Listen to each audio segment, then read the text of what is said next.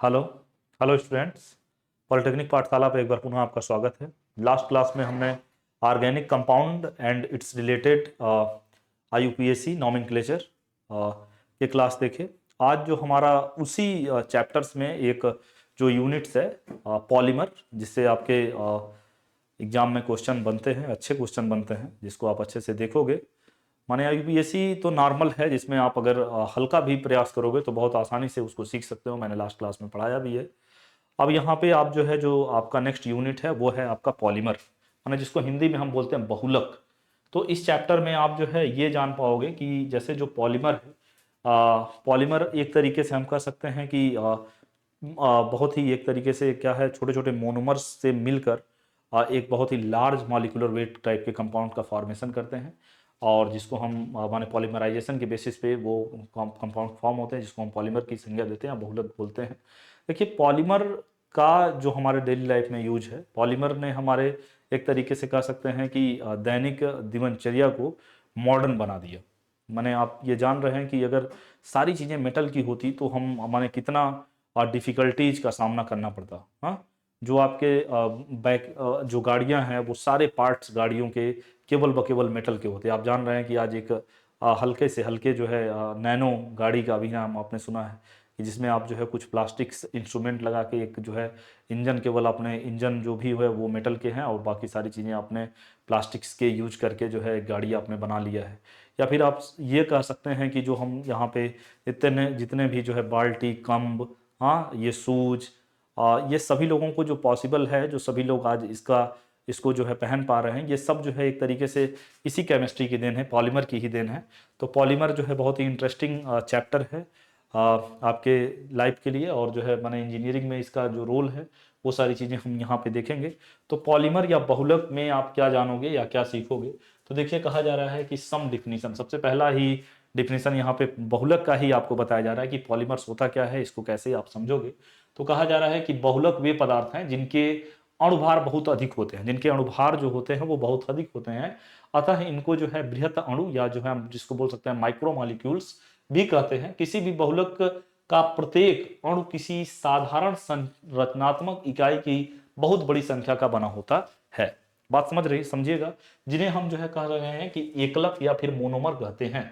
बहुलक अणुओं में एकलक के अणु एक विशेष व्यवस्थित क्रम में जुड़े रहते हैं, जैसे पॉलीथीन बहुलक, एथिलीन एकलक के अनेक अणुओं के एक व्यवस्थित क्रम के जुड़ने से बनते हैं। जैसे जो आपका पॉलीथीन बना हुआ है, पॉलीथीन जो है एथिलीन, यहाँ लिखा है ना एथिलीन, या फिर एथीन के, जैसे ये आपका CH2 डबल बॉन्ड CH2।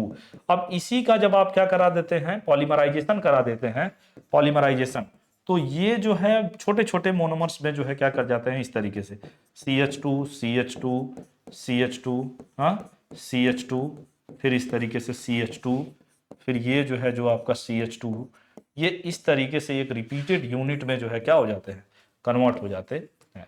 तो अब जो है यहाँ पे आपको यही बताया गया कि बहुलक वे पदार्थ हैं जिनके अणुभार बहुत अधिक होते हैं, माने जिनके मॉलिक्यूलर वेट एक तरीके से हम कह सकते हैं वो बहुत माने लार्ज अमाउंट में होते हैं। और ये कहा जा रहा है कि इनके बृहत अणु जो है, माने ये कह सकते हैं बृहत अणु होने के लिए, होने की वजह से जो है इसको हम क्या बोल रहे हैं, बृहत अणु भी जो है कहते हैं। और कहा जा रहा है किसी भी बहुलक का प्रत्येक अणु किसी साधारण संरचनात्मक इकाई की बहुत बड़ी संख्या का बना हुआ पार्ट है। अब देखिए, बहुत बड़ी संरचनात्मक पार्ट का ये पार्ट हिस्सा है जो पॉलीथीन बना हुआ है। तो आपको ये जो है जो बात यहाँ पे समझाई जा रही है कि जिस तरीके से आपने एथिलीन मोनोमर्स के बेसिस पे पॉलीथीन का निर्माण किया हुआ है, वो जो है यहाँ पे आपको भी दिखाया गया है। तो अब ये कह रहे हैं हम आपसे कि बृहत अणु जो किसी साधारण संरचनात्मक इकाई एकलक की बहुत बड़ी संख्या की एक विशेष व्यवस्थित क्रम में जुड़ने से प्राप्त होते हैं, उसी को हम क्या कहते हैं, बहुलक कहते हैं। बात समझ रहे हैं। तो पॉलीमर को आपने इस तरीके से बताया कि जब जो है माने छोटे छोटे रिपीटेड माने मोनोमर जो है कंबाइंड होकर एक बहुत बड़ा माने बिग मॉलिक्यूलर वेट टाइप के कंपाउंड का निर्माण करता है, तो उसको हम जो है बहुलक के नाम से जानते हैं। अब जो है मोनोमर्स क्या होता है, तो मोनोमर्स में आपको बताया जा रहा है किसी सामान्य पदार्थ के अनेकों अणु जब आपस में जुड़कर एक अति उच्च अणुभार युक्त अणु जो है क्या करते हैं, एक उच्च अणु युक्त जो है बहुलक बनाते हैं, तब ऐसे जो है सामान्य पदार्थों को हम क्या एकलक कहते हैं। और केवल असंतृप्त यौगिकों, देखिए असंतृप्त माने अनसैचुरेटेड हाइड्रोकार्बन, तो कहा जा रहा है कि केवल असंतृप्त यौगिक ही एकलक का कार्य जो है क्या कर सकते हैं।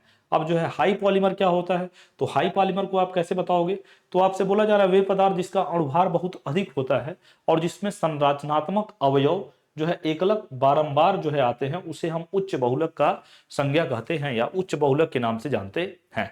माने हाई पॉलीमर्स के बेसिस पे हम इसको बोलते हैं। अब यहाँ पे आप क्या बताओगे, कहा जा रहा है आपसे कि बहुलक जो एक ही प्रकार के एकलक अणुओं का बना होता है उसको हम होमोपॉलीमर के नाम से जानते हैं। और जो है आपका हम बोल रहे हैं कि जब एकलक दो डिफरेंट डिफरेंट माने एक से अधिक जो है एकलक, एक से अधिक मोनोमर का यूज करोगे तो उसको आप जो है कोपॉलीमर के नाम से जानते हो। जब जो है सेम टाइप के मोनोमर से जुड़े हुए माने कोई पॉलीमर बना होगा तो उसको जो है आप क्या बोलोगे, माने होमोपॉलीमर, या फिर हम बोल सकते हैं उसको समबहुलक के नाम से जानते हैं। और जब एक से अधिक जो है बहुलक यूज किए जाए, जैसे अगर हम बात करें पॉलीथीन, तो पॉलीथीन बनाने के लिए हम जो है क्या करते हैं, एथीन मॉलिक्यूल्स किया जो है माने हम मोनोमर लेके जो है पॉलीथीन का निर्माण कर लेते हैं, तो उसमें केवल एक ही टाइप का जो है मोनोमर यूज किया गया है। अब जो है जैसे हम बात करें कि नायलॉन 66, तो नायलॉन 66 में दो डिफरेंट टाइप के मोनोमर दिए गए हैं, एक जो है आपका हेक्सामेथाइल डाइएमाइन और दूसरा आपका जो है एडापिक एसिड। इन दोनों को जब आप मर्ज करते हैं तब आपका बनता है नायलॉन 66। तो आपसे ये बोला जा रहा है जब एक टाइप के जो है मोनोमर यूज किए जाएंगे तो उसको आप क्या बोलोगे, समबहुलक। और जब एक से अधिक प्रकार के जो है क्या एकलक अणुओं जो है क्या किए जाएंगे, कंबाइन किए जाएंगे, अणुओं से बने हुए बहुलक को सह माने सहबहुलक या फिर हम कोपॉलीमर के नाम से जानेंगे।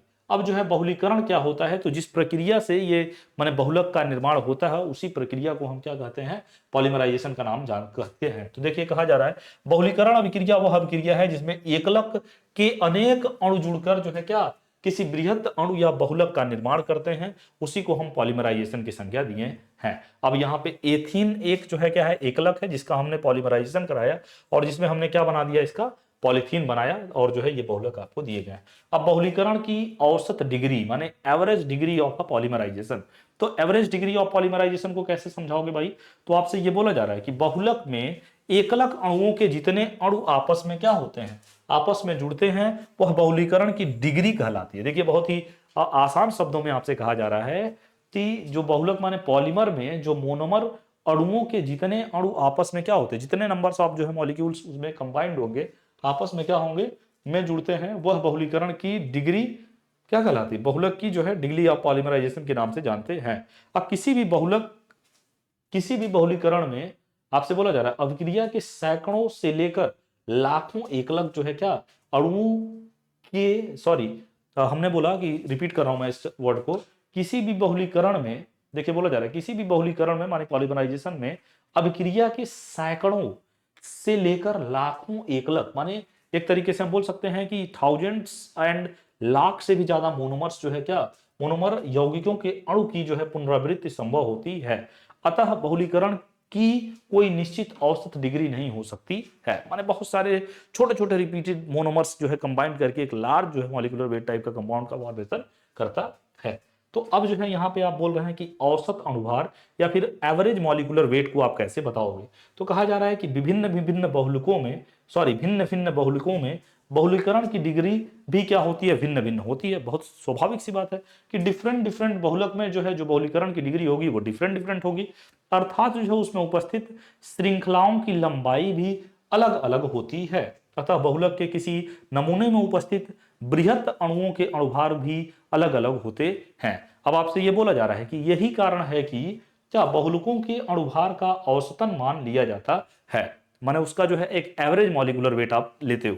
फिर आपसे कहा जा रहा है कि बहुलकों के औसत अणुभार दो प्रकार के होते हैं, एक आपका होता है माने संख्या औसत अणुभार, इसको हम शॉर्ट में डिनोट करते हैं MN बार, और जो है एक होता है भार औसत अणुभार जिसको MW के बार के नाम से जानते हैं। अब यहाँ पे आप फिर क्या बता सकते हैं भाई कि जो औसत संख्या औसत अणुभार होता है, नंबर एवरेज मॉलिक्यूलर वेट है, उसको आप कैसे कोरिलेट करोगे या कैसे समझोगे, तो कहा जा रहा है कि बहुलक के किसी नमूने में उपस्थित, क्या मैंने बोला, बहुलक के किसी नमूने में उपस्थित सभी अणुओं के अणुभार के योग को उसमें उपस्थित अणुओं की संख्या से विभाजित करने पर जो संख्या प्राप्त होती है उसे बहुलक का जो है क्या संख्या औसत अणुभार कहते हैं। उदाहरण, यदि किसी बहुलक के कहा जा रहा है ए अणुओं में प्रत्येक अणु का अणुभार तो जो है क्या है m है, m1 है, और ये कहा जा रहा है A2 अणुओं में प्रत्येक अणु का जो अणुभार है वो क्या है आपका m2 है, और A3 अणुओं में प्रत्येक अणु का जो अणुभार है वो m3 है। यदि तब सभी माने A1 अणुओं के अणुभार का योग A1 इंटू M1 होगा, और फिर सभी A2 अणुओं में अणुभार का जो योग होगा वो A2 इंटू M2 के टर्म में होगा, और A3 के रिस्पेक्ट में फिर यही होगा A3 इंटू M3। तो अब कहा जा रहा है अतः उपस्थित सभी अणुओं का जो अणुभार होगा वो कुछ इस तरीके से होगा, माने A1 into M1 plus A2 into M2 plus A3 into M3 dot dot dot, फिर ये जो है इसको आपने समेशन कर दिया, माने जोड़ दिया, तो समेशन ऑफ AIMI। अब ये कह रहे हैं उपस्थित सभी अणुओं की संख्या कुछ इस तरीके से है, तो ये समेशन ऑफ जो है AI के फॉर्म में हो जाएगा। तो इसका जनरल जो फार्मूला होगा, अतः उस बहुलक नमूने का जो संख्या औसत अणुभार होगा, ये जनरल कुछ फार्मूला आ जाएगा। इसको हम इस तरीके से बोल सकते हैं कि MN bar equal to summation of AIMI upon जो है समेशन AI। तो ये हम बोल रहे हैं कि संख्या औसत अणुभार MN का निर्धारण अधिकतर प्राचरण दाब तापमान द्वारा किया जाता है। अब जैसे एक एग्जांपल आपके पास दिया गया है कि हर रहे हैं हम कि बहुलक के एक नमूने में 500 अणुभार बहुलक के एक नमूने में 500 अणु उपस्थित हैं, बात समझिएगा। अब ये कहा जा रहा है जिसमें 10 पे पावर 4 अणुभार वाले 200 अणु हैं। अब ये कह रहे हैं, और ये कहा जा रहा है 10 पे पावर 5 अणुभार वाले 200 अणु हैं तथा 10 पे पावर 6 अणुभार वाले 100 अणु हैं। बहुलक के संख्या औसत का अणुभार की गणना कीजिए। तो अब जो है आप ये जान रहे हैं कि जितना जितना दिया हुआ लिखेंगे, कि सबसे पहले कह रहे हैं कि बहुलक के एक नमूने में 500 अणु उपस्थित हैं जिसमें 10 पे पावर 4 अणुभार वाले 200 हैं, तो 10 पे पावर 4 अणुभार वाले इंटू 200 इतने हैं। फिर कह रहे हैं कि दूसरा जो है 10 पे पावर 5 अणुभार वाले 200 अणु हैं, तो ये लिखा। फिर आपने बोला तथा 10 पे पावर 6 अणुभार वाले जो है 100 अणु हैं, तो ये इस तरीके से लिख दिया। अब जितना जो है अणु है उन सबको आपने ले लिया, 200 प्लस 200 प्लस 5, सिंपल आपने इसको कोरिलेट किया और इसकी जो है वैल्यू यहाँ पे आपके पास गिवन आउट है। तो इस तरीके से आप उसको जो है क्या कर सकते हैं, कैलकुलेट कर सकते हैं। अब फिर एक जो है जो आपका है भार औसत अणुभार, माने जिसको हम बोल रहे हैं मास एवरेज मॉलिक्यूलर वेट, इसको आप किस तरीके से बताओगे। तो आपसे ये बोला जा रहा है कि बहुलक के किसी नमूने में उपस्थित एक से अधिक अणुभार युक्त अणुओं के अलग अलग समूह उपस्थित होते हैं। प्रत्येक समूह में उपस्थित अणुओं की गुण उनके अणुभार से करते हैं तथा इस प्रकार प्राप्त भिन्न भिन्न समूहों के गुणनफल के योग को सभी अणुओं के कुल भार द्वारा क्या करते हैं, विभाजित करने पर जो भार आता है उसे बहुलक का जो है क्या कहते हैं, उसे बहुलक के नमूने का भार औसत अणुभार के नाम से जानते हैं। अब फिर यहाँ पे ये समझाया जा रहा है कि यदि किसी बहुलक के A1 अणुओं में के प्रत्येक अणु का जो अणुभार है वो क्या है, M1 है। फिर उसी तरीके से आप ये बोल रहे हैं कि A2 अणुओं के प्रत्येक अणु का जो अणुभार है वो M2 है। फिर कह रहे हैं कि A3 के रिस्पेक्ट में भी प्रत्येक अणुओं का जो अणुभार है वो M3 है। तो अब जो है कह रहे हैं कि सभी, इसलिए आप ये बोल रहे हो, इसलिए A1 अणुओं के अणुभार का जो योग होगा वो A1 इंटू M1 हो जाएगा। फिर दूसरे के लिए ये रिस्पेक्ट में सभी A2 अणुओं के अणुभार का जो योग होगा वो A2 इंटू M2 हो जाएगा। अब इसका जो फार्मूला निकल के आएगा वो आपका कुछ इस तरीके से आएगा। तो आप यहाँ पे ये बोलोगे कि समेशन, आप देखिए यहाँ पे बोला जा रहा है कि अतः सभी प्रकार के अणुओं का जो अणुभार का गुणनफल होगा वो कुछ इस तरीके से होगा। M1 के रिस्पेक्ट में A1 इंटू M1, M2 के रिस्पेक्ट में A2 इंटू M2, M3 के रिस्पेक्ट में A3 इंटू क्या M3। अब सब जो है सभी अणुभारों का जो योग होगा उन सबका आप योग कर लोगे, तो समेशन ऑफ AIMI का स्क्वायर हो गया। अब जो है जो जनरल फार्मूला निकल के आएगा यही आपका जो है क्या हो जाएगा, जनरल फार्मूला हो जाएगा। अतः भार औसत अणुभार MW का निर्धारण अधिकतर माने एक तरीके से अपकेंद्रण अथवा जो है क्या माने सेगमेंटेशन तकनीक द्वारा किया जाता है। अब यहाँ पे फिर आपसे ये बोला जा रहा है कि जो आपका पॉलीमराइजेशन होता है, बहुलीकरण होता है, इसको आप कैसे समझोगे।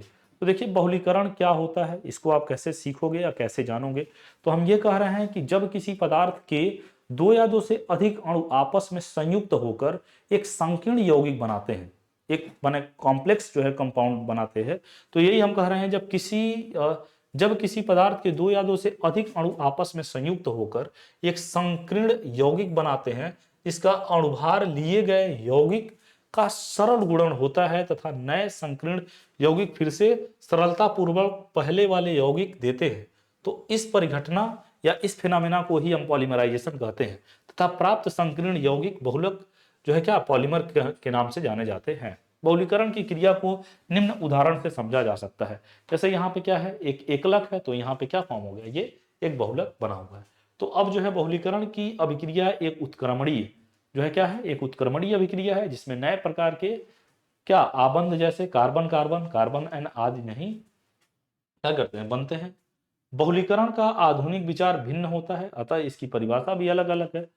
अब जो है ये कह सकते हैं कि कैरोथर्स के अनुसार आप ये बोल रहे हैं बहुलीकरण वह अंतरा आणविक संयोग है जो क्रियात्मक रूप से अनिश्चित काल तक चलता रहता है। तो इस तरीके से आप इसको बता रहे हो।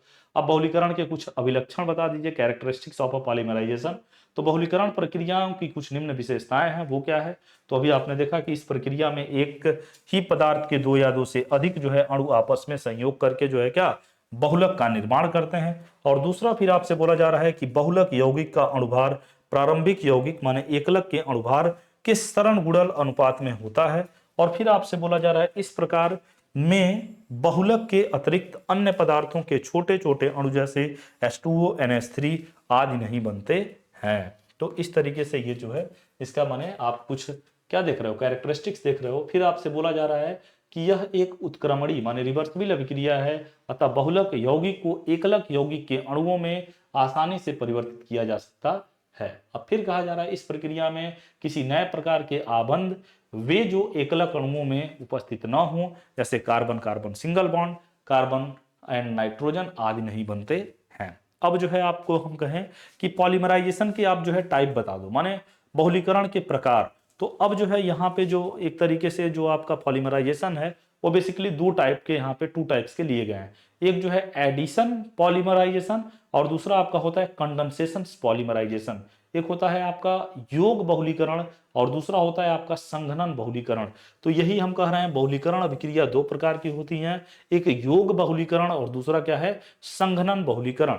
अब योग बहुलीकरण क्या होता है या एडिशन पॉलीमराइजेशन को आप कैसे बताओगे, तो आपसे ये कहा जा रहा है इस प्रकार के बहुलीकरण में एकलक यौगिक के अनेक अणुभार आपस में योग अभिक्रिया द्वारा बहुलक का निर्माण करते हैं। इस प्रक्रम में केवल एक ही प्रकार के, हम क्या कह रहे हैं, एक ही प्रकार के इस प्रक्रम में केवल एक बहुलक ही प्राप्त होते हैं यदि किसी प्रकार की यौगिकों के छोटे अणु पृथक नहीं होते हैं। और इसमें जो है जो एडिशनल पॉलीमराइजेशन होता है इसमें जो है आपके स्मॉलर मॉलिक्यूल्स जो है फॉर्म नहीं होते हैं। तो यही कहा रहा है कि यौगिक बहुलीकरण अभिक्रिया असंतृप्त अणुओं में ही होती है। और जो है एडिशन पॉलीमर को आप इस तरीके से बोल सकते हैं कि जहां पे आपको डबल बॉन्ड ये दिख जाए। कई बार जो है आपके एग्जाम में जो है एडिशन पॉलीमराइजेशन और कंडेंसेशन पॉलीमराइजेशन में डिफरेंस माने आपको जो है दे देता है कि कौन एडिशन पॉलीमराइजेशन है और कौन जो है कंडेंसेशन। तो जहां भी आपको जो है क्या दिखे, एक ही टाइप के मोनोमर दिखे और उसमें जो है डबल बॉन्ड माने अनसैचुरेटेड टाइप के हाइड्रोकार्बन दिख जाए, डबल बॉन्ड दिख जाए या ट्रिपल बॉन्ड दिख जाए, तो बिना जो है और उसमें कोई भी स्मॉलर मॉलिक्यूल्स जो है एलिमिनेट ना हो, तो सिंपल आप जो है ये देख के बता दोगे कि वो क्या है, एडिशन पॉलीमराइजेशन है। और जब जो है दो डिफरेंट टाइप्स के मोनोमर यूज होंगे और जिसमें जो है कुछ स्मॉलर मॉलिक्यूल जैसे H2O NH3 जो है एलिमिनेट होंगे माने बाहर निकलेंगे और उसमें जो है सिंगल बॉन्ड होगा, डबल बॉन्ड नहीं होगा। डबल बॉन्ड हो सकता है किसी में एक्सेप्शंस में, तो उस टाइप के जो है पॉलीमराइजेशन को आप जो है कंडेंसेशन पॉलीमर के नाम से जान सकते हो। तो अब यही हमने बोला कि उदाहरण के लिए जैसे एथीन है CH2 इस प्रकार के जो है क्या आप माने ऑलिफिनिक यौगिक योग बहुलीकरण द्वारा बहुलक बनाते हैं। अब जैसे देखिए यहाँ पे ये पॉलीथीन बनाया गया है तो CH2 और ये जो है CX है, तो ये यहाँ पे कोई भी स्मॉलर मॉलिक्यूल्स यहाँ पे बनता हुआ नहीं दिख रहा है।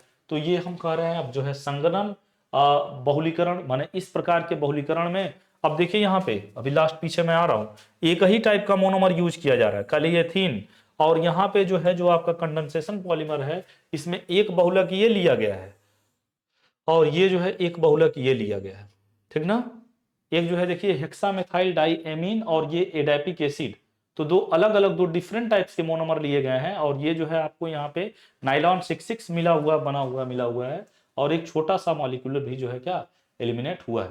तो इस प्रकार के बहुलीकरण में एकलक यौगिक अथवा यौगिकों के अनेक अणु आपस में संघनन की क्रिया द्वारा उच्च अणुभार युक्त बहुलिक का क्या निर्माण करते हैं और इस प्रकार के बहुलीकरण में किसी अन्य यौगिक के छोटे अणु भी बनते हैं। मैंने आपसे बताया जैसे एडेपिक अम्ल तथा हेक्सामेथाइल डाइएमाइन के अणुओं के संघनन से नाइलॉन 6,6 प्राप्त होता है। अब यहाँ पे आपको दिख रहा है कि ये COOH CH2 का होल 4 COOH और ये जो है NH2 CH2 का होल 6 NH2 को जो है जब आपने वाटर से, तो ये जो है नाइलॉन 6,6 और यहाँ पे स्मॉलर मॉलिक्यूल्स जो है एलिमिनेट होता हुआ दिख रहा है। अब बहुलक के जो है कुछ कैरेक्टरिस्टिक्स बता दीजिए। तो आप जो है ये बता रहे हैं बहुलक के मुख्य कुछ अभिलक्षण हैं। तो अब हम ये कह रहे हैं कि बहुलक क्रिस्टलीय माने क्रिस्टलाइन एवं जो है अक्रिस्टलाई मार्फस दो प्रकार के होते हैं। जैसे एक होता है बैकलाइट, अब जो है क्रिस्टलीय, तथा जो है हम बोल रहे हैं कि पॉलीस्टाइरीन अक्रिस्टलीय बहुलक हैं। अब कह रहे हैं क्रिस्टलीय बहुलकों में एकलक यौगिक के अणु एक विशेष क्रम में व्यवस्थित रहते हैं, जबकि अक्रिस्टलीय बहुलक में एकलक जो होते हैं कि अणु का कोई व्यवस्थित क्रम नहीं होता है।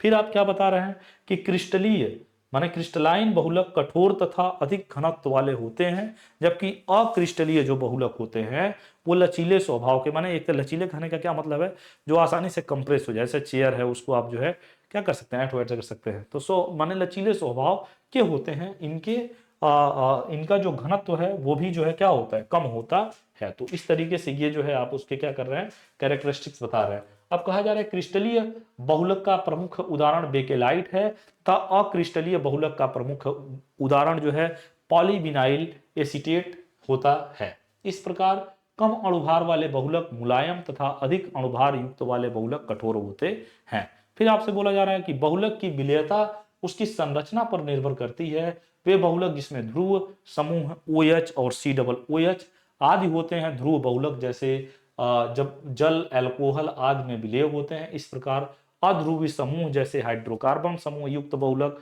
अध्रुवी बहुलक विलायकों में जैसे बेंजीन टाल्विन पेट्रोल आदि में विलेय होते हैं। अब जो है आपका पॉलीमर्स का जो क्लासिफिकेशन है वो हम कई सारे सोर्सेस के बेसिस पे जो है हम क्या कर सकते हैं, उसका हम क्लासिफिकेशन करेंगे। तो आपसे यही कहा जा रहा है कि बहुलक का वर्गीकरण कई प्रकार के कसौटियों के आधार पर जो है क्या किया गया है। कसौटी माने निम्न प्रकार से किया गया ऑन द बेसिस ऑफ क्या हम बोल रहे हैं, ओरिजिन माने किस तरीके से प्राप्त होता है, माने एक तरीके से उत्पत्ति के आधार पर जो पॉलीमर है उसको 3 पार्ट्स में बांटा गया है। एक आपका होता है कि ऑन द बेसिस ऑफ जो है माने उत्पत्ति के आधार पर, तो उसमें नेचुरल पॉलीमर और एक synthetics polymer, semi synthetics polymer, तो उस चीज को आप यहाँ पे बताओगे। तो यही हमने कहा कि इस आधार पर, उत्पत्ति के आधार पर, इस प्रकार माने इस आधार पर बहुलक का वर्गीकरण 3 भागों में किया गया है। नेचुरल पॉलीमर क्या होता है कि ये प्रकृति से प्राप्त होते हैं, वे पॉलीमर जो नेचर से प्राप्त होंगे वो नेचुरल पॉलीमर कहलाएंगे। अधिकतर ये जीव जंतु तथा वनस्पतियों से प्राप्त होते हैं। हाँ, उदाहरण जैसे प्रोटीन्स हो गया, रेशम हो गया, ऊन हो गया, एंजाइम हो गया आदि, या पॉलीसेकेराइड, स्टार्च, सेलुलोज, ये सब क्या है, प्राकृतिक रबर, ये सब कैसे जो है पॉलीमर है, ये सब आपके नेचर से प्राप्त होते हैं, जीव जंतुओं से प्राप्त होते हैं। तो इस टाइप के जो पॉलीमर होंगे वो कैसे पॉलीमर होंगे, नेचुरल पॉलीमर के नाम से जाने जाएंगे। फिर उसी तरीके से है आपका अर्ध सिंथेटिक्स पॉलीमर। इन पदार्थों को प्राकृतिक बहुलकों के इस्तेमाल से प्राप्त करते हैं, उसको हम अर्ध सिंथेटिक्स पॉलीमर या सेमी सिंथेटिक्स पॉलीमर के नाम से जानते हैं। जैसे सेलुलोज एसीटेट या फिर हम सेलुलोज, जेंथाइट आदि जो है ये सब क्या है, सेमी सिंथेटिक्स पॉलीमर के एग्जांपल हैं। और जो है सिंथेटिक्स पॉलीमर जिसको मनुष्य ने, आदमी ने लैबोरेटरी में जो है क्या किया है, केमिकल के थ्रू बनाया है, तो उस टाइप के जो पॉलीमर होते हैं उसको हम सिंथेटिक्स पॉलीमर के नाम से जानते हैं। ये मनुष्य द्वारा प्रयोगशाला में बनाए गए बहुलक हैं। उदाहरण के लिए जो है पॉलीथीन हो गया और सिंथेटिक्स रबर हो गया, टायर हो गया, बूना एस हो गया, नायलॉन हो गया, ये सब जो है जो पॉलीमर हैं वो किस टाइप के हैं, वो सब आपके सिंथेटिक्स पॉलीमर में आते हैं। अब फिर यहाँ पे ये तो हो गया आपके उत्पत्ति के आधार पर पॉलीमर को आपने 3 प्रकार से बांटा हुआ है। अब आपसे कहा जा रहा है कि सिंथेसिस के आधार पर जो है पॉलीमर को 2 पार्ट्स में कैटेगराइज किया गया है। एक आपका एडिशनल पॉलीमर, दूसरा कंडेंसेशनल पॉलीमर। तो अब जो है यहाँ पे कहा जा रहा है कि संश्लेषण के आधार पर बहुलक को निम्न वर्गों में वर्गीकृत किया गया है। सबसे पहले हम बात करेंगे योग बहुलक, एडिशन पॉलीमर। ये वो बहुलक हैं जो एकलक यौगिकों के अणुओं के आपस योग से प्राप्त होते हैं। इस प्रक्रिया में किसी अन्य प्रकार का अणु नहीं बनता। इस प्रकार के बहुलक असंतृप्त एकलक यौगिकों के बहुलीकरण से प्राप्त होते हैं तथा एकलक एवं बहुलक के सरलतम सूत्र समान होते हैं। जैसे ये एथिलीन है, एथिलीन का आपने पॉलीमराइजेशन कर दिया, ये आपका क्या बन गया, पॉलीथीन बन गया, ठीक ना, जिसमें एक ही टाइप के मोनोमर यूज हो रहे हैं और इसमें डबल बॉन्ड भी आया है। अभी जस्ट मैंने समझाया था एडिशनल पॉलीमराइजेशन में। अब यहाँ पे फिर कहा जा रहा है बिनाइल क्लोराइड है, बिनाइल क्लोराइड का जो है जब आपने बहुलीकरण करा दिया, माने उसका जो है इस स्पेसिफिक टेम्परेचर वगैरह पे, तो ये क्या बन गया, पॉलीविनाइल क्लोराइड, जिसको हम पीवीसी के नाम से जानते हैं। फिर उसी तरीके से ये टेट्राफ्लोरोएथीन है, इसमें डबल बॉन्ड दिख रहा है और एक ही टाइप के मोनोमर आप यूज कर रहे हैं, एक ही टाइप के एकलक यूज कर रहे हैं, तो इसका जब आपने पॉलीमराइजेशन करा दिया तो ये टेफ्लॉन बन गया, CF2 सिंगल बॉन्ड CF2, और इसमें कोई भी स्मॉलर मॉलिक्यूल टाइप के कंपाउंड जो है एलिमिनेट नहीं हो रहे हैं। अब फिर यहाँ पे आगे आप देख रहे हैं कि आइसोप्रोपीन है, आइसोप्रोपीन का जब आपने पॉलीमराइजेशन कराया तो ये आपको जो है प्राकृतिक रबर जो है प्राप्त हो रहा है। तो इस तरीके से ये जो है सब आपके एडिशनल पॉलीमर के एग्जाम्पल हुए। अब यहाँ पे फिर आप बात कर रहे हैं कंडेंसेशन पॉलीमर। तो इस प्रकार के बहुलक मैंने आपसे बताया कि एकलक यौगिकों के संघनन से प्राप्त होते हैं। इसमें सरल यौगिक जैसे जल, अल्कोहल आदि के अणु भी बनते हैं। उदाहरण जैसे प्रोटीन, स्टार्च, सेलुलोज आदि जो है ये सब प्राकृतिक संघनक बहुलक हैं, जबकि पॉलीस्ट्रेट माने टेरिलीन, या फिर हम बोल सकते हैं पॉलीएमाइड जिसको हम नाइलॉन 66 सिंथेटिक्स संघनन बहुलक के उदाहरण हैं। अब on the basis of mechanism के आधार पर जो पॉलीमर है उसको जो है फिर हमने क्या किया हुआ है, 3 टाइप्स में बांटा हुआ है। ये जो है एक आपका है चैन ग्रोथ पॉलीमर और दूसरा है आपका स्टेप ग्रोथ पॉलीमर। तो अब हम कह रहे हैं कि on the basis of mechanism, तो अब यहाँ कहा जा रहा है एकलक यौगिकों के अणुओं के मध्य अभिक्रिया की क्रियाविधि के आधार पर बहुलकों को निम्न भागों में वर्गीकृत किया गया है। वो कैसे है, तो श्रृंखलाबद्ध जो है क्या है बहुलक या चैन ग्रोथ पॉलीमर। इस प्रकार के बहुलकों का निर्माण एकलक इकाइयों की बढ़ती हुई क्या श्रृंखला में, श्रृंखला करने का मतलब एक चैन बनाता हुआ क्रियाविधि द्वारा जुड़ने से होता है।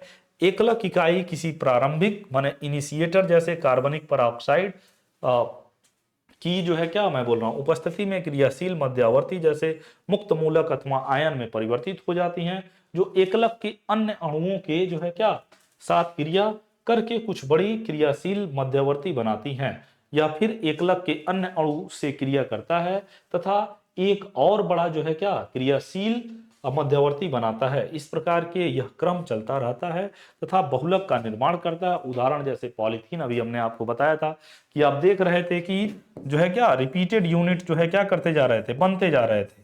हाँ, पॉलीमराइजेशन CH2 CH2 CH2 इस तरीके से, बात समझ रहे हो। तो ये चीजें आपको जो है यहाँ पे बताया गया। अब चरणबद्ध जो है वृद्धि बहुलक माने स्टेप ग्रोथ पॉलीमर क्या होता है, तो इस प्रकार के बहुलक एकलक यौगिकों के अणु के मध्य चरणगत जो है क्या तथा स्वतंत्र आंतराणविक संघनन अभिक्रिया से प्राप्त होती है। प्रत्येक अभिक्रिया संघनन द्वारा होती है और फिर कहा जा रहा है कि जिसमें स्मॉलर मॉलिक्यूल्स जैसे H2O, NH3, HCl आदि भी निकलते हैं। इस प्रकार के बहुलक इन एकलों के संघनन से बनते हैं, जिसमें हमने क्या बोला कि एक से अधिक प्रकार के समान अथवा असमान क्रियात्मक समूह उपस्थित होते हैं। जैसे ये इसके एग्जाम्पल हो जाएंगे स्टेप ग्रोथ पॉलीमर के, तो ये हो जाएगा टेरिलीन, नाइलॉन, बेकेलाइट आदि। अब ये कह रहे हैं कि on the basis of structure के आधार पर पॉलीमर को 3 भाग में बांटा गया है। एक आपका है चैन पॉलीमर, दूसरा होता है ब्रांच चैन पॉलीमर और तीसरा होता है आपका क्रॉस लिंक्ड पॉलीमर। तो सबसे पहले आप ब्रांच चैन पॉलीमर को देखेंगे। कहा जा रहा है कि इस प्रकार के एकलक में, इस प्रकार के बहुलक में एकलक इकाइयां लंबी सीधी श्रृंखला में जुड़ी रहती हैं। इसमें बहुलक श्रृंखला एक दूसरे के ऊपर व्यवस्थित रहती हैं, जो एक घनी निचयन संरचना माने क्लोज्ड पैक स्ट्रक्चर को जन्म देती हैं। इस प्रकार के इन बहुलकों के घनत्व, तनन माने सामर्थ्य अथवा क्वथनांक अधिक होते हैं। जैसे उदाहरण के लिए आपका क्या हो गया पॉलीथीन और नाइलॉन, ये सब क्या है चैन ग्रोथ पॉलीमर है। चैन ग्रोथ पॉलीमर नहीं बोलेंगे आप, चैन पॉलीमर के नाम से जानेंगे। फिर उसी तरीके से ब्रांच चैन माने उसी स्ट्रेट चैन में एक श्रृंखला माने एक जो है स्ट्रेट चैन हाइड्रोकार्बन्स में जब जो है क्या हो जाएगा ब्रांचिंग हो जाएगा, माने उसमें से इस तरीके से एक रूट आपने देखा, एक जैसे मान लो ये लकड़ी है तो इस पे जो है ये इसको आप जो है स्ट्रेट चैन ये चैन पॉलीमर का संज्ञा दे सकते हो। और जो है जब इसी पे ब्रांचिंग हो जाए इस तरीके का, माने कई सारे जो है ब्रांचिंग होने लगे, तो इसको हम ब्रांच चेन, उसी स्टेट चेन पे जो है ब्रांचिंग हो, तो उस टाइप के जो है पॉलीमर को आप क्या बोलोगे, ब्रांच चेन पॉलीमर के नाम से जानोगे। देखिए कहा जा रहा है इस प्रकार के बहुलकों में एकलक की जो है इकाई की एक मुख्य श्रृंखला होती है, जिसमें एकलक इकाई की भिन्न भिन्न लंबाई युक्त शाखाएं जो है क्या हो जाती हैं, उपस्थित रहती है। इस प्रकार के बहुलकों का निचयन माने पैकिंग कम क्रमबद्ध नहीं होता, अतः इसका घनत्व, तनन और सामर्थ्य तथा क्वथनांक कम होता है इनकम्पैरेटिवली लीनियर पॉलीमर से। ठीक ना, लीनियर का आप जानते हैं लीनियर। और फिर कहा जा रहा है क्रॉस लिंक्ड पॉलीमर, इस प्रकार के बहुलकों में एकलक इकाई जो है क्या जुड़कर एक त्रिविम माने एक तरीके से 3 डायमेंशनल स्ट्रक्चर का जो है क्या करे, नेटवर्क जैसा जाल बनाए, तो इस टाइप के जो है जो पॉलीमर होते हैं उसको हम क्रॉस लिंक्ड पॉलीमर के नाम से जानते हैं। और इस प्रकार के जो पॉलीमर होते हैं इसमें जो है कठोरता, ऋण और भंगुरता होती है। जैसे एग्जाम्पल में आप बोल सकते हैं बेकेलाइट, मेलामाइन, फॉर्मेल्डिहाइड, रेजिन आदि जो है ये सब कौन से पॉलीमर होंगे, क्रॉस लिंक्ड पॉलीमर के एग्जाम्पल हो जाएंगे आपके। फिर यहाँ पे आप ये बता सकते हैं कि on the basis of molecular force के आधार पे भी जो है हम पॉलीमर है उसको 4 पार्ट्स में कैटेगराइज कर रखे हैं। एक होता है आपका इलास्टोमर्स, दूसरा होता है फाइबर्स, फिर थर्मोप्लास्टिक, फिर थर्मोसीटिंग। ठीक ना, तो अब जो है ये क्या है, थर्मोप्लास्टिक और थर्मोसीटिंग। अब सबसे पहले हम ये कह रहे हैं कि बहुलकों के आंतरिक गुणधर्म जैसे तनन, सामर्थ्य और ये हम बोल सकते हैं कि टफनेस, प्रत्यास्था माने इलास्टी आदि आंतरा आणविक बलों और जैसे वांडर वाल्स बल्स, हाइड्रोजन बॉन्डिंग आदि पर निर्भर करते हैं। इन बलों की महत्व बहुलकों में अधिक होती है क्योंकि ये लंबी लंबी श्रृंखला के मध्य जो है उपस्थित रहते हैं, अतः श्रृंखला की जितनी अधिक लंबाई होती है उन पर जो है जो बल है उन बलों का प्रभाव भी जो है क्या उतना ही अधिक होता है। अब ये कहा जा रहा है आणविक बलों के आधार पर बहुलकों का वर्गीकरण जो है कुछ इस प्रकार से किया गया है। कैसे किया गया है, तो सबसे पहला हम बात करते हैं इलास्टोमर्स। इनमें जो है जो अंतराआण्विक बल होता है, आकर्षण बल होता है, वो बहुत ही वीक होता है। तो इस प्रकार के बहुलकों की श्रृंखलाओं के मध्य आकर्षण बल अत्यधिक दुर्लभ क्या होता है होते हैं। अब बहुलक अक्रिस्टलीय होते हैं तथा इसमें प्रत्यास्थता बहुत अधिक होता है। इन बहुलकों की श्रृंखला एक दूसरे के साथ अनियमित रूप से क्या हो जाती है, कुंडलित रहती हैं तथा इनके मध्य बहुत कम क्रॉस आबंध होते हैं। इस प्रकार के बहुलकों का सबसे अच्छा उदाहरण क्या हो सकता है, रबर हो सकता है। फिर उसी तरीके से जो आपका फाइबर्स है इसमें जो आंतरा आणविक बल है या हाइड्रोजन बंड है बॉन्डिंग होती है वो हाई होती है। तो कह रहे हैं कि इस प्रकार के बहुलकों में आंतरा आणविक बल जैसे हाइड्रोजन आबंध अत्यधिक प्रबल होते हैं और इसकी जो तनन, सामर्थ्य और मापक आदि अधिक होते हैं और ये बहुलक रेसे जैसे होते हैं, अतः बुने जा सकते हैं। और इनका जो है एग्जाम्पल नाइलॉन और टेरिलीन हो सकता है। तो अभी जो है जब जहां पे वीक वांडर वाल्स फोर्स लगेगा वो जो है आपका इलास्टोमर्स होगा और जहां पे स्ट्रांग वांडर्स वाल फोर्स आपका काम कर रहा होगा वो फाइबर्स का एग्जाम्पल हो जाएगा। तो और तीसरी जो बात हम कर रहे हैं आपसे वो है आपका थर्मोप्लास्टिक। तो आप कह रहे हैं कि इन बहुलकों में आंतरा आणविक बल प्रत्यास्थता से प्रबल परंतु रेसे से क्या होता है, दुर्लभ होता है। इन बहुलकों को गर्म या ठंडा करके किसी भी प्रकार की आकृति में क्या किया जा सकता है, आसानी से ढाला जा सकता है। इस प्रकार के बहुलकों की श्रृंखलाओं के मध्य किसी प्रकार के क्रॉस आबंध नहीं होते हैं। वास्तव में ये प्लास्टिक गर्म करने पर मुलायम होकर पिघल जाते हैं तथा ठंडा होकर पुनः जो है क्या हो जाते हैं, ये ठोस कठोर बन जाते हैं। अतः इनका परिवर्तन उत्क्रमणीय होता है, अर्थात इन्हें बार बार नई आकृतियों में हम क्या कर सकते हैं, आसानी से ढाला जा सकता है। तो उदाहरण के लिए पॉलीथीन, पॉलीस्टाइरीन, पॉलीविनाइल क्लोराइड इत्यादि ये सब एग्जाम्पल जो है क्या हो जाएंगे, थर्मोप्लास्टिक्स के एग्जाम्पल हो जाएंगे। अब यहाँ पे आपसे बात करेंगे हम कि जो है जो माने थर्मोसीटिंग जो पॉलीमर है ये बहुलक गर्म करने पर कठोर तथा हम कह सकते हैं कि दुर्गलनीय हो जाते हैं क्योंकि ये गर्म करने पर इनकी श्रृंखला के मध्य अनेक क्रॉस आबंध बन जाते हैं और इनको अधिकतर कम अणुभार युक्त जो है क्या अर्धद्रव पदार्थों में बनाए जाते हैं। उदाहरण जैसे बेकेलाइट हो जाएगा। अब कई बार आपसे जो है पूछ देता है एग्जाम में थर्मोप्लास्टिक और थर्मोसीटिंग्स में जो है डिफरेंस बता दीजिए, अंतर बता दीजिए। तो आप क्या बताएंगे अंतर, कहेंगे कि ये रैखिक बहुलक होते हैं और ये जो है क्रॉसबद्ध बहुलक होते हैं। फिर आप बोलेंगे कि इसमें दुर्लभ जो है आंतरा आणविक बल होने के कारण गर्म करने पर मुलायम होकर पिघल जाते हैं और क्रॉसबंध होने के कारण गर्म करने पर न तो मुलायम होते हैं और न ही जो है पिघलते हैं। ताप का प्रभाव उत्क्रमणीय होता है, अर्थात गर्म करने पर पिघलते हैं परंतु पुनः ठंडा करने पर कठोर ठोस हो जाते हैं। अतः इन्हें विभिन्न आकृतियों में ढाला जा सकता है। और ये जो है जो ताप दृढ़ता है माने थर्मोसीटिंग वाली बात है, तो गर्म करने पर ये कठोर तथा क्या दुर्गलनीय हो जाता है, जिसके कारण इनकी श्रृंखलाओं के मध्य नए करास आबंध बन जाते हैं। इन्हें केवल एक ही आकृति में ही ढाला जा सकता है।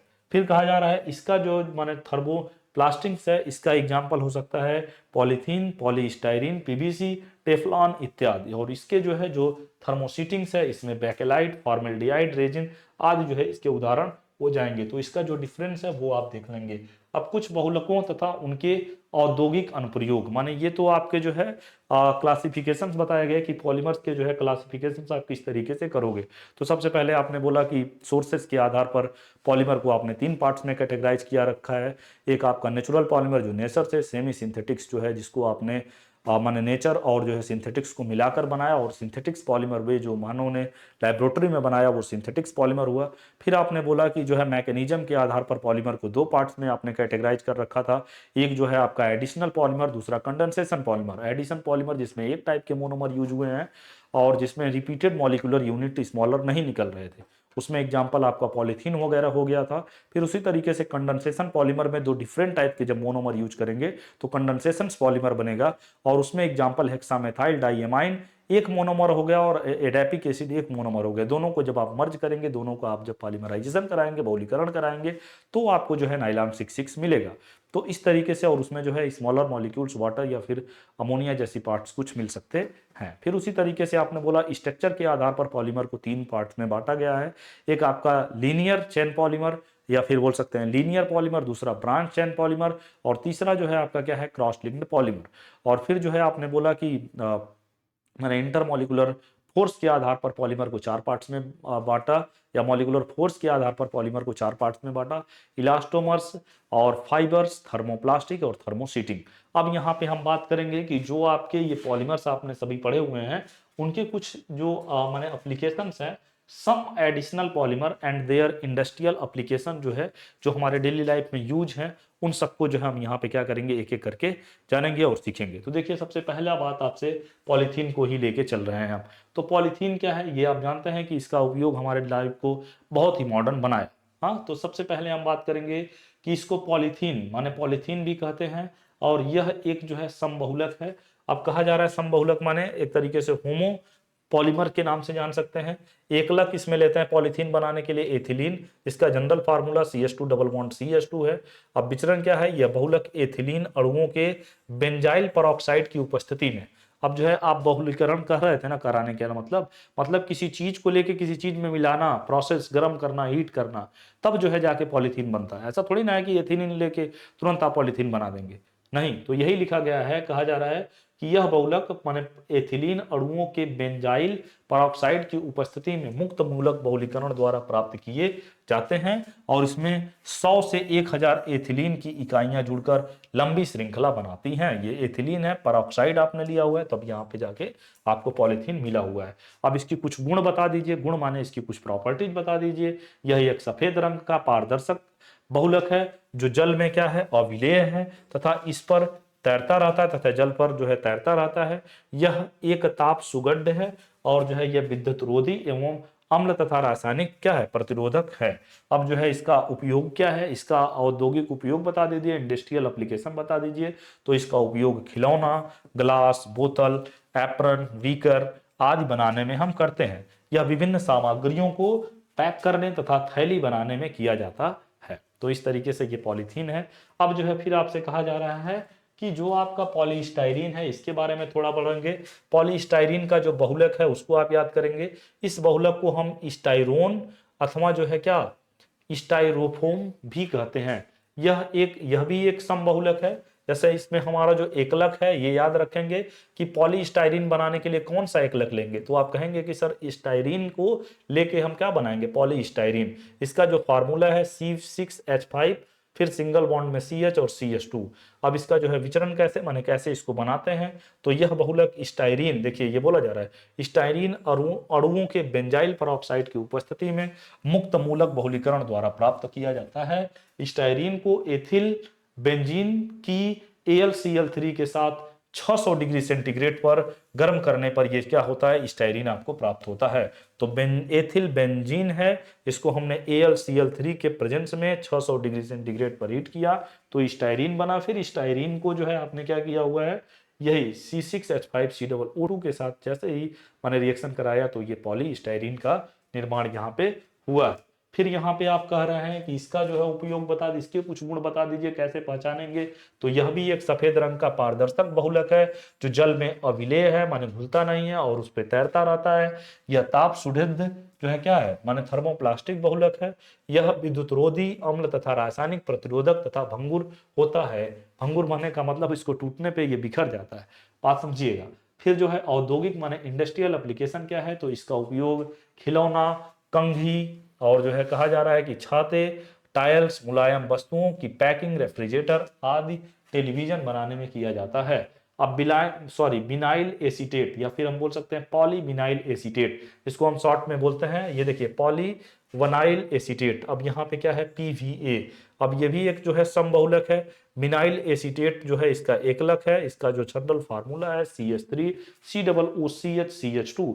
अब जो है कहा जा रहा है इसको कैसे बनाते हैं, तो ये बिनाइल एसीटेट के बेंजाइल परऑक्साइड की उपस्थिति में मुक्त मूलक की बहुलीकरण द्वारा बनाया जाता है। बिनाइल एसीटेट को एसिटिलीन पर एसिटिक अम्ल की HgSO4 की उपस्थिति में 60 डिग्री सेंटीग्रेड पर योग अभिक्रिया द्वारा प्राप्त करते हैं। ये जो है एसिटिलीन है और इसको जो है आपने क्या किया हुआ है, HgSO4 के रिस्पेक्ट में जैसे ही किया तो ये बिनाइल पॉलीबिनाइल एसीटेट आपको जो है बना हुआ दिख रहा है। अब इसका जो है कुछ गुण बता दीजिए। तो यह भी एक रंगहीन पारदर्शक बहुलक है जो जल में अविलेय परंतु कार्बनिक विलायकों में जो है क्या है, विलेय है, जैसे बेंजीन वगैरह में क्या है, ये घुल जाता है। अब इसका उपयोग क्या है, तो इसका अनुप्रयोग पेंट्स, फर्निसेस, प्लास्टिक वायर्स, गत्ता और जो है क्या लपेटने वाले कागज, धागा, चमड़ा आदि में किया जाता है।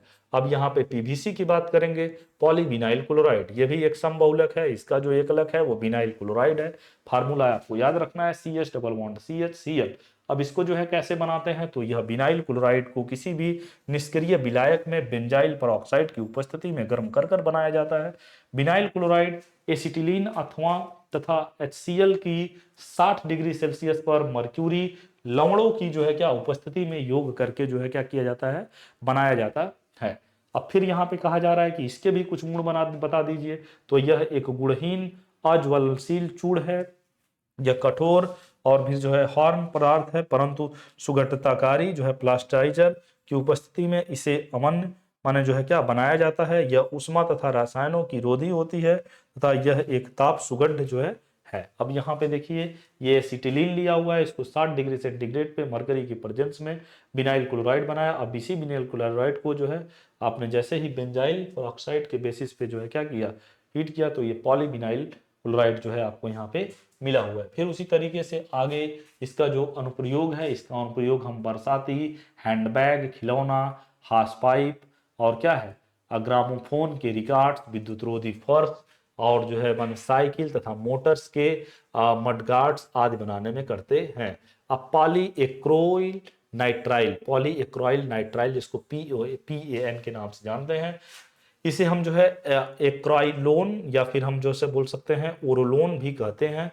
यह एक समबहुलक है और इसका भी जो है एकलक है वो बिनाइल साइनाइड या फिर एक्रोलो नाइट्राइल के नाम से जानते हैं। इसको जो है बनाने के लिए हम क्या करते हैं, यह एक्राइल नाइट्राइल या फिर बिनाइल साइनाइड के बेंजाइल परऑक्साइड की उपस्थिति में मुक्त मूलक बहुलीकरण द्वारा बनाया जाता है। एक्राइल नाइट्राइल को HCN की एसिटिलीन पर उत्प्रेरक की उपस्थिति में 90 डिग्री सेंटीग्रेड पर योग अभिक्रिया से क्या किया जाता है, प्राप्त किया जाता है। यह रेशो जैसे कठोर और क्या है श्रृंग और उच्च गलनांक युक्त बहुलक होते हैं। और इसको जो है माने उपयोग क्या है, तो इसका अनुप्रयोग वस्त्र माने कपड़ा, कारपेट, कंबल, मेजपोश आदि बनाने में करते हैं। इसे धागे के रूप में भी जो है क्या कर सकते हैं, हम ढाल सकते हैं। तो ये एसिटिलीन था जिसको हमने क्या किया, Cu2Cl और NH4Cl को 90 डिग्री सेंटीग्रेड पे हीट किया तो एक्रोलो नाइट्राइल में कन्वर्ट हुआ। फिर इसको जैसे ही आपने कन्वर्ट किया तो पॉली एक्रोलो नाइट्राइल में जो है ये क्या हो गया,